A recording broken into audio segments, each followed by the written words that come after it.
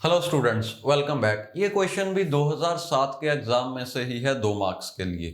तो स्टेटमेंट देखो, an error correcting code has following code words. ये 5 कोड वर्ड्स अलाउड हैं। What is the maximum number of bit errors that can be corrected. तो आपने बताना है ज्यादा से ज्यादा कितने बिट का एरर करेक्ट किया जा सकता है। सबसे पहले ये 5 कोड वर्ड्स हैं, इस लाइन का मतलब क्या हुआ, यानी कि जो भी ओरिजिनल मैसेज है उसे कोड करने के बाद इन्हीं 5 में से कुछ भेजा जा सकता है, दैट्स इट। ओके, यानी कि सेंडर इन्हीं 5 में से कुछ ना कुछ भेज सकता है, इसके बिना कुछ भी भेजा नहीं जाएगा। और रिसीवर अगर इन 5 में से कुछ रिसीव करता है तो उसे पता लग जाएगा कि कोई भी एरर नहीं है, वैलिड कोड वर्ड ही रिसीव हुआ है। अगर मान लो आपने भेजा था 4 1s फिर 4 zeros, ओके, ये 8 बिट का पैटर्न आपने भेजा है। सपोज रास्ते में एक बिट फ्लिप हो गई, यहां पे 1 बन गया, रिसीवर को मिलेगा 1 1 1 1 0 0 1 0। तो रिसीवर को पता चल जाएगा कि यहां पे कोई ना कोई एरर है। एरर आपने डिटेक्ट कर लिया। क्या 1 बिट का एरर करेक्ट भी किया जा सकता है, इसके बारे में हम डिस्कस करेंगे। सबसे पहले इस क्वेश्चन का आंसर देखते हैं क्या होगा। तो फॉर्मूला है minimum Hamming distance -1/2 floor value. इतने बिट के एरर्स हम करेक्ट कर सकते हैं। तो यहां पे मिनिमम हैमिंग डिस्टेंस ढूंढो। सबसे पहले मिनिमम हैमिंग डिस्टेंस होता है कोई भी पेयर में कम से कम हैमिंग डिस्टेंस कितना है।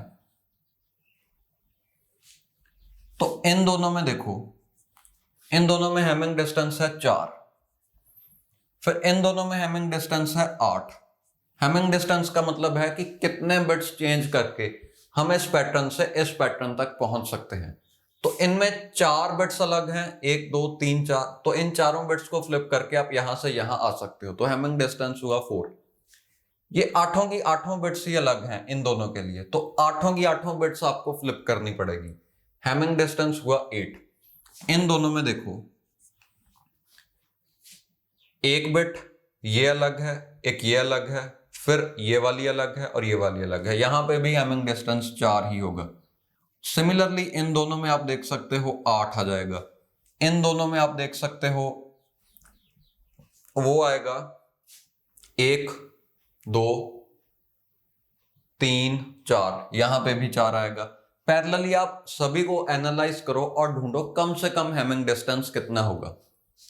तो कम से कम हैमिंग डिस्टेंस 4 ही आएगा, 4 से कम नहीं मिलेगा। आप कोई भी पेयर उठा सकते हो। यहां पे 1 2 3 4 5 पॉसिबिलिटीज हैं और उनमें से आपने पेयर्स बनाने हैं, यानी कि 5c2 10 पेयर्स बनेंगे। आपने 10 के 10 पेयर्स एनालाइज करने हैं। ओके, जैसे एक पेयर ये भी बनेगा, फिर एक पेयर ये भी बनेगा एंड सो ऑन। सब में आप देखना कम से कम हैमिंग डिस्टेंस 4 आ रहा है। तो फॉर्मूला में डालो 4 - 1/2 इसकी फ्लोर वैल्यू, यानी कि 1.5 की फ्लोर वैल्यू। तो 1.5 की फ्लोर वैल्यू है 1, मतलब कि आप सिर्फ एक बिट का एरर करेक्ट कर पाओगे। ओके,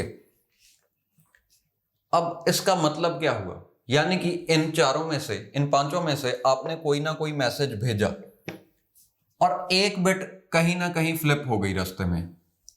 आप उसे डिटेक्ट भी कर पाओगे और करेक्ट भी कर पाओगे।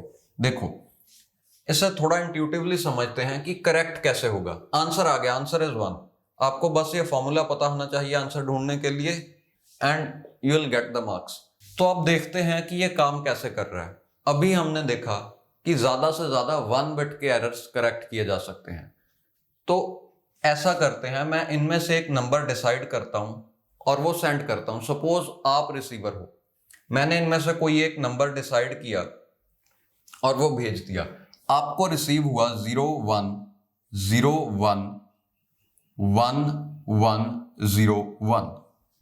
आपको ये मैसेज मिला। मैं आपको बता रहा हूं सिर्फ एक ही बिट का एरर हुआ है रास्ते में। ओके, या तो एक बिट का या कोई एरर नहीं हुआ।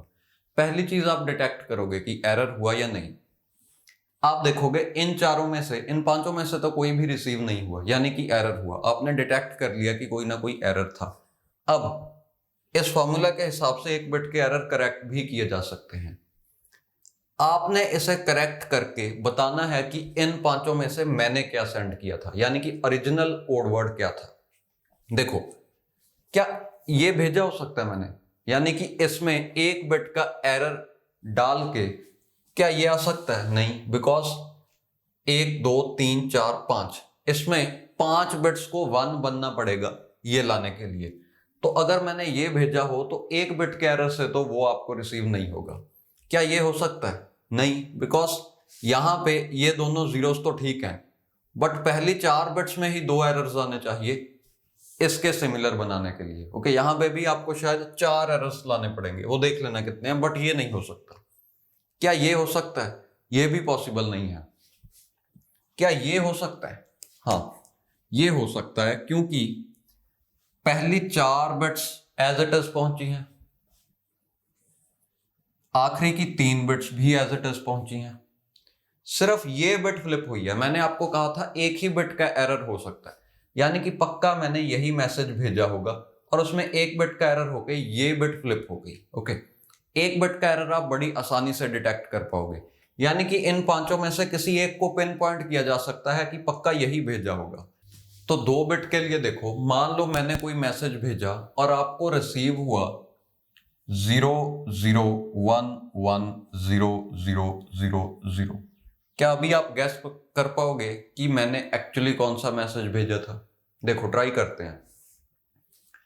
क्या ये हमारा मैसेज हो सकता है? बिल्कुल हो सकता है, क्योंकि इसमें अगर आप ये दोनों बिट्स को मान लो कि यहां पे एरर हुआ तो वो रिसीव होगा। ओके, तो 2 बिट का एरर अगर अलाउड हो तो ये हमारा मैसेज हो सकता है।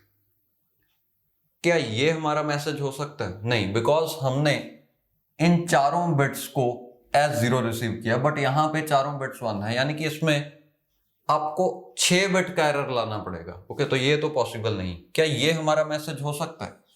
बिल्कुल हो सकता है, क्योंकि अगर यहां पे ये 2 बिट्स का एरर आ जाए तो भेजा तो मैंने ये, आपको रिसीव होगा ये, यानी कि आप पिन पॉइंट नहीं कर पा रहे कि क्या ये भेजा गया था या ये भेजा गया था, क्योंकि इन दोनों में 2-2 बिट के एरर के बाद ये रिसीव होना पॉसिबल है। ओके, तो 2 बिट का एरर अलाउड नहीं है अगर आप एरर करेक्शन करना चाहते हो। अब ये एरर डिटेक्शन की बात करते हैं। एरर डिटेक्ट आसानी से किए जा सकते हैं, यानी कि आप अगर मिनिमम हैमिंग डिस्टेंस 4 है ना, तो 3 बिट्स का एरर आप बड़ी आसानी से डिटेक्ट कर लोगे। क्योंकि देखो, एक वैलिड कोडवर्ड से शुरू करके किसी भी अगले वैलिड कोडवर्ड तक पहुंचने के लिए कम से कम 4 बिट्स तो चेंज करनी पड़ेंगी, यानी कि रास्ते में अगर जाते जाते 3 बिट्स चेंज होगी तो जो आपको रिसीव होगा वो कुछ इनवैलिड कोड ही तो होगा ना। तो आप ज्यादा से ज्यादा 3 बिट के एरर को डिटेक्ट कर पाओगे, यानी कि फॉर्मूला है MHD-1। ओके, इतने बिट्स के एरर को डिटेक्ट किया जा सकता है और इतने बिट्स के एरर को करेक्ट किया जा सकता है। तो इस क्वेश्चन में करेक्शन के बारे में पूछा था, यानी कि आंसर 1 आएगा। ओके।